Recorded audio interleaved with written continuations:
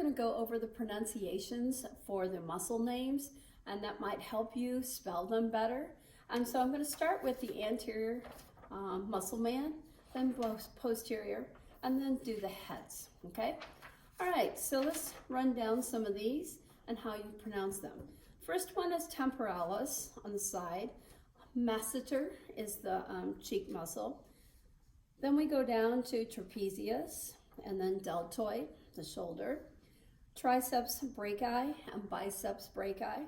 So tris are underneath and the bis are on the upper surface. And then brachialis. Then we go down to the forearm, which is pronator teres, brachioradialis, flexor carpi radialis, palmaris longus. Then we do the pelvis area, and so iliopsoas is how you pronounce that, iliopsoas, and not iliopsis. So some people do pronounce the P, but that is wrong. Then pectineus, then rectus femoris, vastus lateralis, vastus medialis. Then we go down to the lower leg, peroneus or fibularis, longus. You can just call it peroneus or fibularis, don't need the longus. And then we do extensor digitorum longus, and then tibialis anterior. Then around the ankle, we have something called a retinaculum made out of simple squamous and dense reg CT, and they're on both ankles and in the wrist. And so there's a superior and an inferior retinaculum, and that's for reinforcement of those major joints. Then we go up to soleus, gastrocnemius, patellar ligament, and then the quadriceps tendon. So the patella is embedded between the quad tendon and the patellar ligament. Then we go up to the gracilis or gracilis muscle, adductor longus, sartorius, tensor fasciae latae, that sounds like a Starbucks drink. And then the thenar is the little round muscle right here in your thumb, okay? Thumb area right here in the palm. So that's the thenar. Then we go up to transverse abdominis, which is right here, lower part of the abdomen. And then internal and external obliques go this way on the angle. Rectus abdominis is the six packs. And then we have a tendon that goes down the middle called linea alba, and that divides the abdomen into right and left halves. And it starts at the xiphoid process and goes down to the pubic bone. And then we're into the rib cage, and those are the intercostal muscles. So those are the ones you eat if you eat ribs. Then serratus anterior, pec major, and pectoralis minor. Right, so those are your chest muscles. Then we do the neck muscles, sternocleidomastoid, sternohyoid, and the platysma. Then we have orbicularis oris, goes around the mouth. Zygomaticus is another cheek muscle, and orbicularis oculi goes around the orbit of the eye socket. And then the last one is your frontalis muscle on the frontal bone. So we're not going to call it epicranial or epicranius frontal belly, okay? We're just going to use frontalis, and on the back it'll be occipitalis. All right, now on the back, the posterior, you'll see from this picture, we have two diamond-shaped flat tendons, a superior and an inferior one, and those are called, the superior one is aponeurotica or aponeurosis, and the one that's in the lower back, the lumbar area, that's going to be the inferior aponeurotica or aponeurosis. So that's a flat tendon. All right, so let's go over the names of the muscles. Then we do triceps brachii, brachialis, then brachioradialis, extensor carpi radialis longus, flexor carpi ulnaris, extensor carpi ulnaris, extensor digitorum.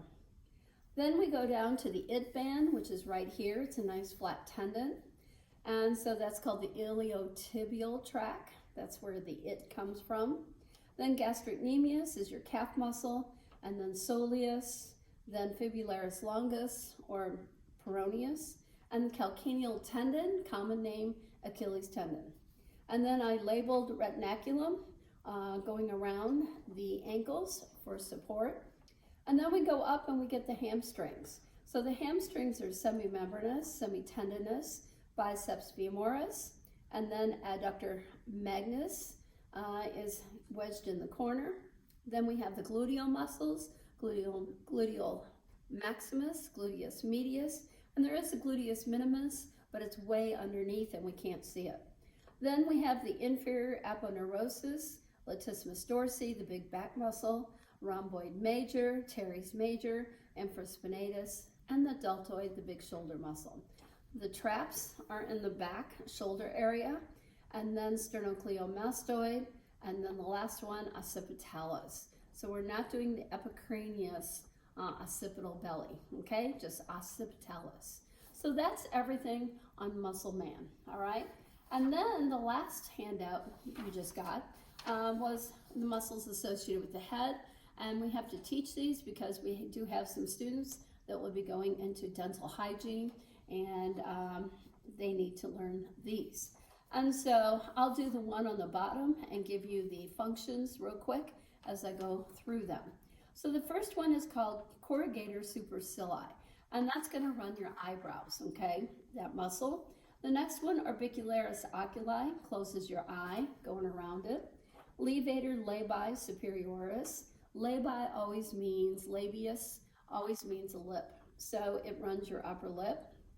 Then we have zygomaticus minor and major, and that helps you smile. And then the buccinator is a chewing muscle. Rhizorius does your lips, makes them move sideways. And then orbicularis oris closes your mouth. And then mentalis is your chin muscle. Depressor labii inferioris is your lower lip, okay? And then we have depressor anguli oris that actually pulls the ends of your mouth down. And then the platysma is your big muscle here in your neck area, and it helps pull the mandible down. Then we go to the other side, and we have splenius capitis, and so it flexes and extends your head. And then we have trapezius and the sternocleidomastoid. Those are going to move your head sideways. And then masseter is for chewing and movement of the mandible. And temporalis up here. The temporalis actually will close the mandible. You need that much power to lift that up. And then we have occipitalis, we have frontalis, and then we have one more flat tendon on the top here, and that is called the epicranial aponeurotica or aponeurosis, or you can call it the Galea aponeurotica or aponeurosis. So epicranial is probably easier because it means it's on the top of the cranium. So there you go. That's all the pronunciations for the muscle man and muscle head for the next test.